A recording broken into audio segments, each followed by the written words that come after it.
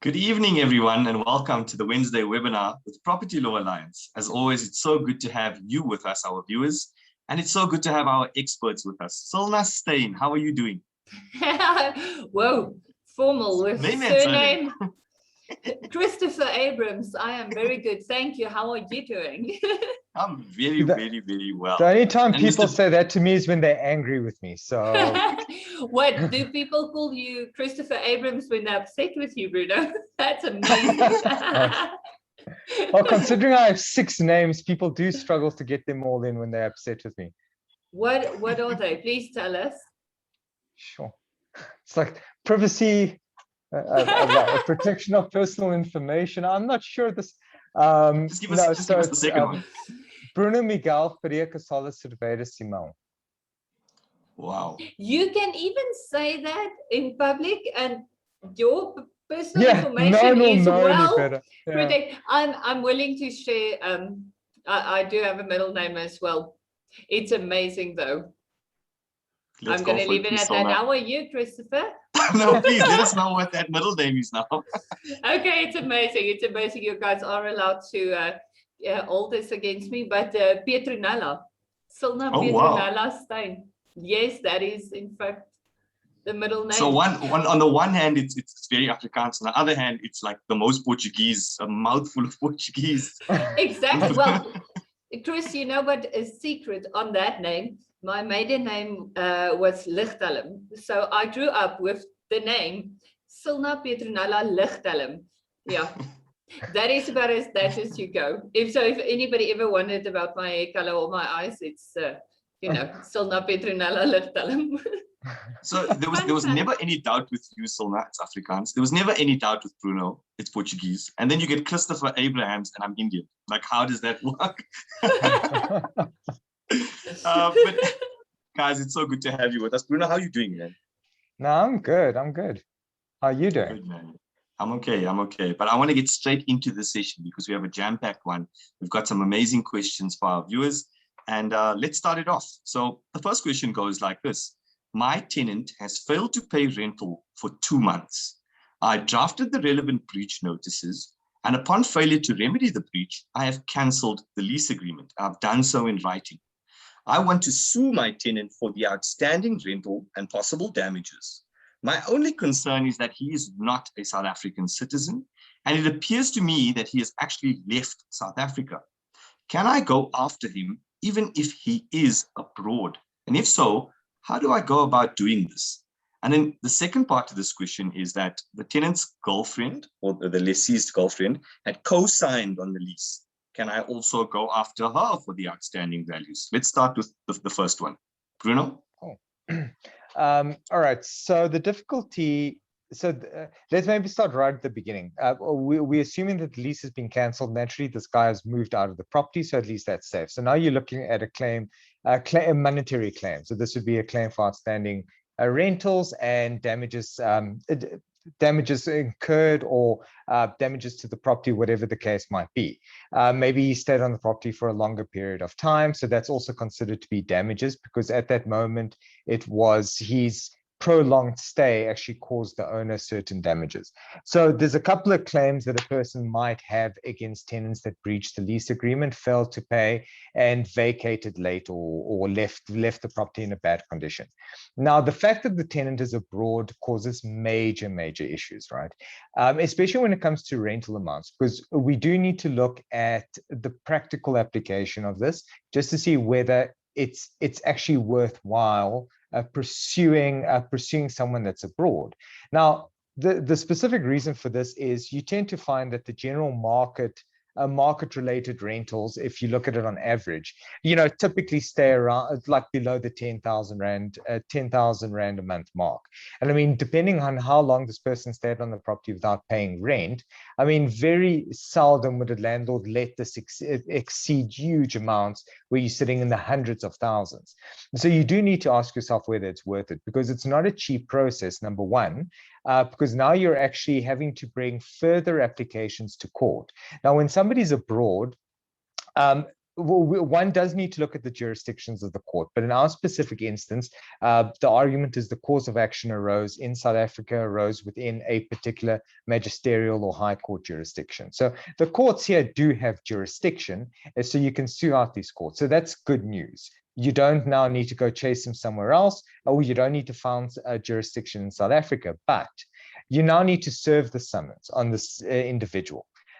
You're naturally going to struggle to find this individual. He's not in the country. You can't serve it by the normal process within South Africa. So you need to, for example, to apply for edictal citation, which is basically an order where the court allows a special form of service by using an overseas official to actually serve the papers. Now, you tend to find that this is actually quite popular when it comes to things like divorces, for instance, because in divorces, you don't have a choice. You need to get divorced.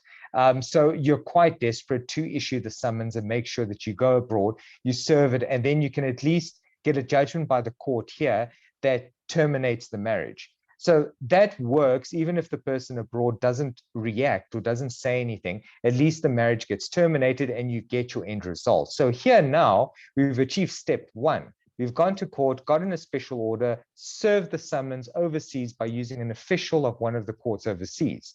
Now, possibly you go, you obtain default judgment. The next step is now trying to collect the amounts of money. And this proves to be an absolute nightmare. So unless the guy left money in the bank accounts in South Africa, or he's got some form of property, movable property, or some sort of asset somewhere that you can attach and sell, you're now going to need to look at the relationships between the specific countries and the possibilities of actually converting or enforcing South African court orders abroad, which is not the easiest thing to do. So this is an uphill battle right from the beginning. And depending on the quantum, how much you're actually claiming, I typically find that it's very few cases it's worthwhile, because then the third issue that you need to now remember is the same issue you'd face in South Africa. Is there any money or assets to collect on? So you go through this effort, you now manage to say, great, I can enforce it overseas, but is there anything to enforce it against? Because if you're going to struggle sometimes to collect rent within South Africa, now can you imagine going through all of this just to find out that the guy doesn't have any money? So that's the long and short of trying to collect from a foreigner abroad. I suppose the second part of the question's a nice answer, where if there's a co-lessee, and typically if there's a co-lessee, the contract would make provision for them to be jointly and severally liable for all outstanding amounts. So if the co-lessee, where the person co-signed, the girlfriend's still in the country, typically speaking, you'd be able to sue the girlfriend for the full outstanding amount. You wouldn't have to follow her overseas. You'd be able to do an assessment on whether you'd be able to collect the figures or not. So that would probably be your best option. Okay, thanks, Bruno. Thanks for that. Just want to ask one question though. There was a particular, I think it was like a Latin term or something that involves the service in another country. It sounded quite dirty. Please can you repeat that word for us? Edictal citation. Sounds a lot cleaner now, sorry.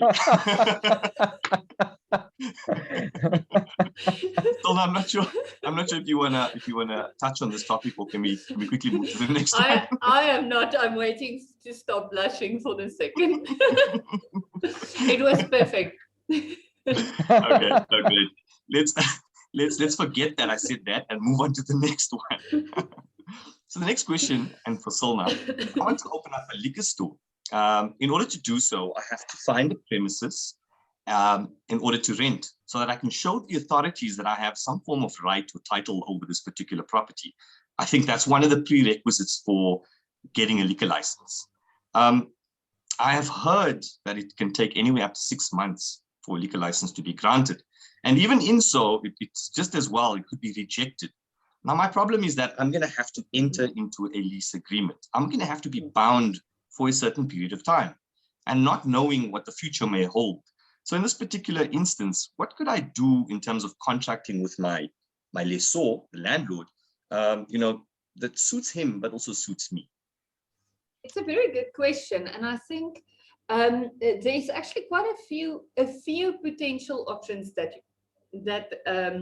the tenant would have.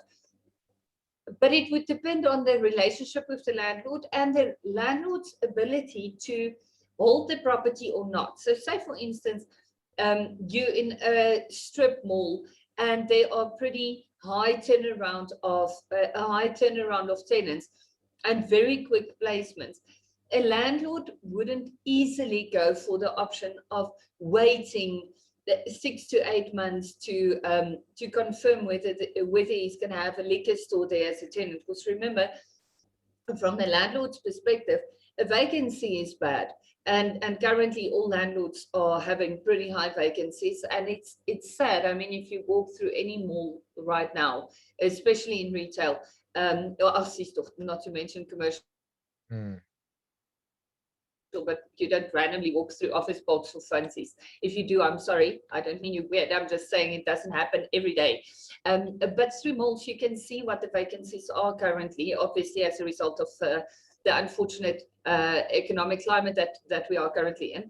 But a landlord wouldn't want to fill a space with a tenant that can only start trading 6 or 8 months in advance. However, if there is a landlord that's pretty desperate for a tenant, the place is anyway filled with vacancies, the landlord can wait, then we have one option. The other option, and I'll get into that just now, the other option is a landlord that has a current stable tenant that will only vacate in around 6 to 8 months from now.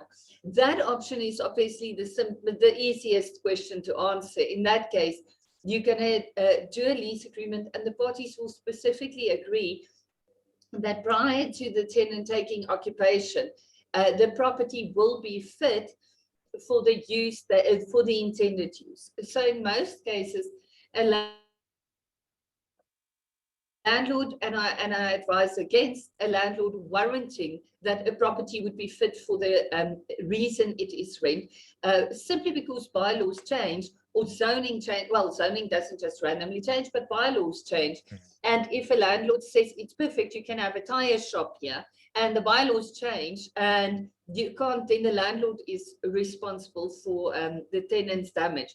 So I don't like the fact, and I wouldn't recommend that a landlord warrants that it would be fit for occupation, but the parties can, in a special condition, agree that prior to taking occupation, prior to the lease agreement commencing, or prior to the tenant receiving beneficial occupation, all of these are different things and different terms in terms of a lease agreement, then he will have a liquor license. If he doesn't have a liquor license by X date, the lease agreement will lapse. And that was the initial part of my answer.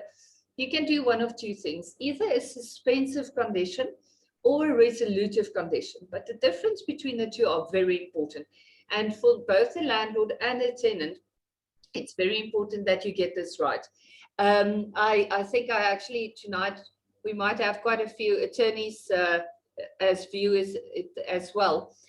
So for the attorneys, please make sure you advise your clients in the right direction here, because a suspensive condition means there's an event or a thing that must happen. And if it doesn't happen by a set date, the contract lapses. It's like it never happened. It is void. It's not voidable. It's done. It's like it never happened. Meaning that neither one of the parties will have a claim against the other. So if you are acting on behalf of the landlord, you don't really want this suspensive condition, because if he doesn't get the liquor license, the tenant, the landlord loses his full damages claim for the time that he basically held the property for the tenant. On the other hand, for the tenant, a suspensive condition could be handy, because if he doesn't get his liquor license, the contract falls away and he's not obliged to pay anything. But at the same time, a suspensive condition like that in the agreement might be a problem for the purposes of getting a liquor license, because the purpose of having to show which property you go into, if there's a suspensive condition, until the suspensive condition is fulfilled for actual true technical purposes, you don't have a contract yet. So it's a little up in the air, and I don't think that would work. But if you have a resolutive condition, so that's a condition that says, on this particular event, this contract will come into play. So he's sort of hanging in the air, and as soon as this happens, bam, we have a contract. Just like that, your contract will do that, like bam. It's amazing. And I think what's important to know is if you draft that correctly, it could be a very handy clause and safeguard both landlord and tenant. So what that clause would look like is typically something in the line of the landlord and the tenant agrees that the tenant will do everything in his power to obtain a liquor license by no later than, call it whatever, pick a date. If this happens, then the contract will come into being. If not, you can build in damages claims, and you can build in a bit of a penalty or just a bit of a benefit for the landlord, because otherwise, if you don't have the other side of the resolutive condition to really just help the landlord out there, the chances of convincing a landlord to do that is low, but it's not a requirement for a suspensive condition. You can, usually it doesn't go with a penalty or something like that, but more holding over damages that the landlord will suffer because he doesn't have a tenant in place. So I think that would be the best way of doing it. I wouldn't recommend that the tenant does this by Google searching. I do recommend get to a specialist attorney to help you draft that contract for both the landlord and the tenant, because for the tenant, the risk is if you do it wrong, you're going to end up being stuck to the agreement, but you clearly see that. The other risk is if you try to reduce the term of the agreement, let's say you decide to then only do a 3-month agreement or 6-month agreement to safeguard yourself. What if the landlord then in that time decide to actually let the agreement terminate? Then you went through all this effort just for 3 months benefit. And for the landlord, obviously the same potential risk of damages is very high, but it can be, you can mitigate most of these kind of damages with a properly drafted contract, as long as both parties are willing to come to the table and really negotiate in good faith and really try to meet each other halfway, then it's very, very doable. Thanks, Cilna. Thanks for that information. Hopefully when they're at the negotiating table, they bring an extra couple of bottles of whiskey with them, and the lawyers can indulge. Because we all know lawyers, lawyers run on whiskey. Well, and tea. Okay, let's quickly run into the last question that we have for the evening. We have an apartment for sale in a complex. Our estate agent put up for sale signs outside the complex. Now, these for sale signs are not obscuring anyone's view as they drive in or out of the complex.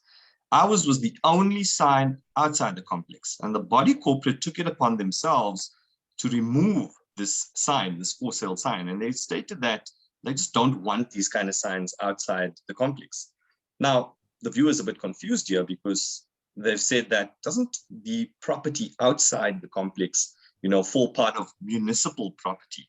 So does the body corporate actually have a right to, undertake this kind of action?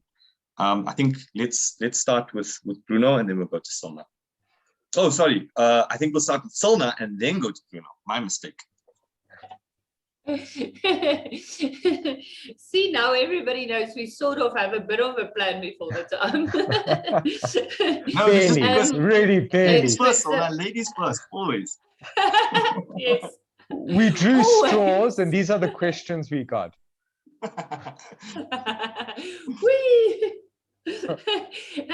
And we use a magic 8-ball for our answers. Okay. So the answer to this one, I'm going to start on the body corporate side of things. Bruno is our newfound expert in the field of understanding municipal bylaws in respect of advertising.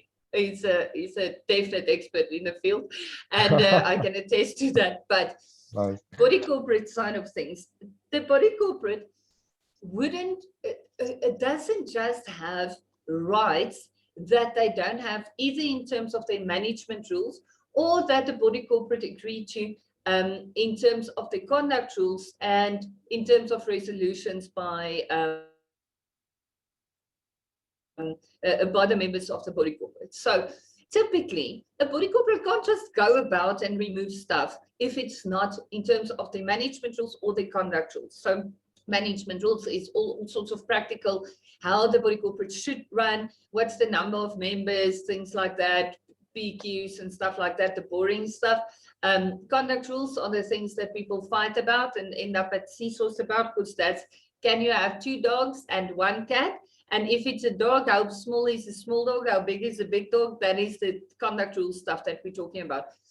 Conduct rules may theoretically deal with things like this, like signs, what you're allowed to do, what you're not allowed to do, what color you're allowed to paint and stuff like that.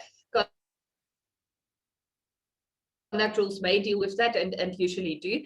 But property outside the property, the only time a body corporate or a similar sort of entity would have any say over that is if the body corporate forms part of, say, for instance, a homeowners association. And that happens quite often, where you have a few complexes, body corporate managed complexes within a homeowners association. And the homeowners association then basically, not override, please don't misunderstand me here, but I want to say sort of in a way override the municipal things, not in a way where the homeowners association can contradict the municipal bylaws, but they have a bit more control over their areas. For instance, what kind of boom gates can you use? Where can you put up a boom gate? Stuff like that, which is, if it's not in a homeowners association, the municipality would have full control over. Obviously, your homeowners association MOI, Memorandum of Incorporation, and their conduct rules must be approved by the municipality. So that's why I said, don't misunderstand me on they may override it, but they have consent to do that. In a case like that, the homeowners association's conduct rules might say you're not allowed to have advertising signs anywhere, and in that case, the body corporate of the homeowners association may remove it, but not a body corporate in any other way. I can't see that they would have the right to act on any land outside of the complex. However, if all the parties agreed that nobody is allowed to do anything on the sidewalks, even though it's not really their jurisdiction, but let's be fair, I have seen things happening in complexes that I just smile and say, yes, that makes sense in our law. So I have seen things like that, and in those cases you can, but in the majority of instances, I can't see that the body corporate's jurisdiction would stretch to outside the boundary walls of the complex. However, there's a lot of people that would love that, actually, to then just run the municipality as the body corporate, but unfortunately that's not the law. But talking about municipalities, over to the bylaw experts on agent signs. Nice. All right, so I'm not going to stop. So building on Cilna's point, though, anything outside the wall is typically considered to be municipal land. Now, this is something that we all know, but I think we've lost a level of respect for lack of better words, because the reality is half the time it's us as property owners or body corporates or HOAs that actually take care of that little piece of land outside your property. So it feels like yours. Anything that's being put there seems like an invasion of your space, which is typically why I also find that people struggle when it comes to advertising boards on streetlights outside your property, and you feeling that it's inappropriate to have that specific advert, or that sort of those sort of considerations behind it. Now, so now going back to that, the municipality does control that section of land. And the advertising certain brands or making certain things visible to the public, especially in the form of advertisements, is something that is controlled by the municipality. Why? This is because it's a revenue stream, right? And I actually dealt with this quite a few years ago when one of my clients had certain advertising ideas, but that required a certain branding to be placed on items outside people's houses. And I still remember the schlep of actually applying to the municipality, trying to get permits for each and every house to try and put up these adverts. And I mean, in the property investor sphere, it's the same sort of thing we experience all the time. People trying to source deals very often try to utilize existing spaces. And I mean, this doesn't only refer to spaces, it's anything that's visible to the public. So there's even restrictions on how a two-story building is supposed to be used for the sake of signage or any sort of advertisements. They also need to get permits for that. So it's not simply just about the land. It's actually about what's visible to the people on this side of the wall.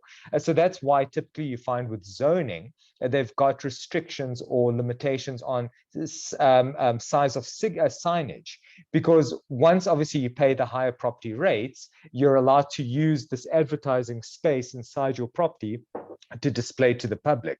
But a lot of the times you wouldn't be allowed to do that. And that's why there's a whole bunch of restrictions. So the long and short of it is each municipality is going to be governed by their own bylaws.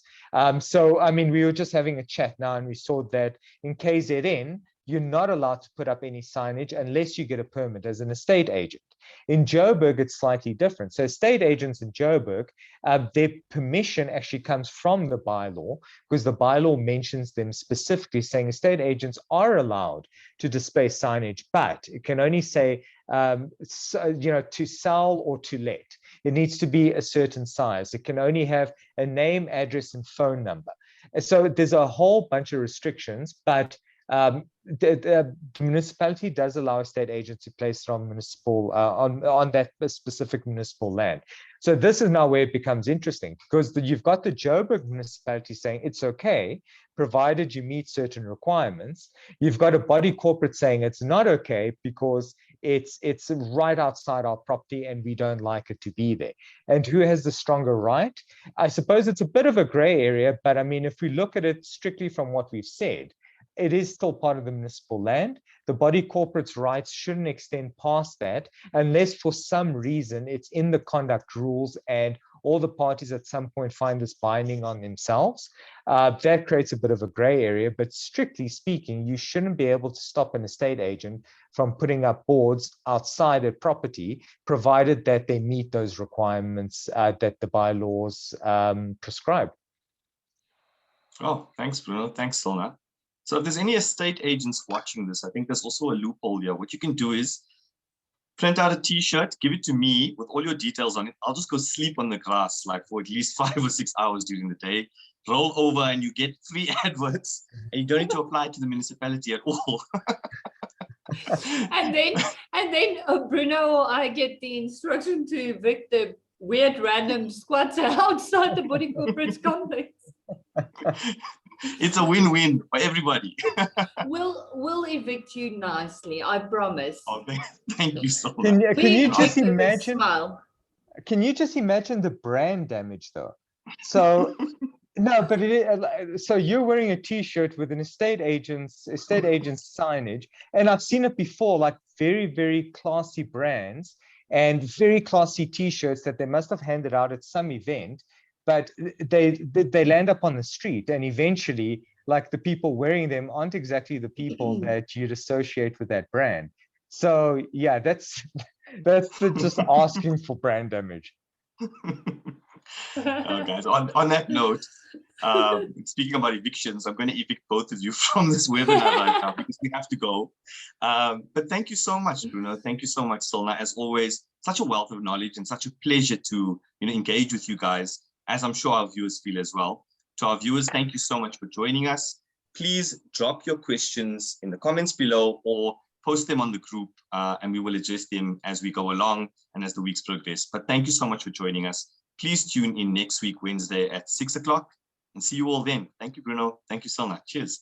Thank you, Cheers. Chris. Thanks. Bye-bye. Bye.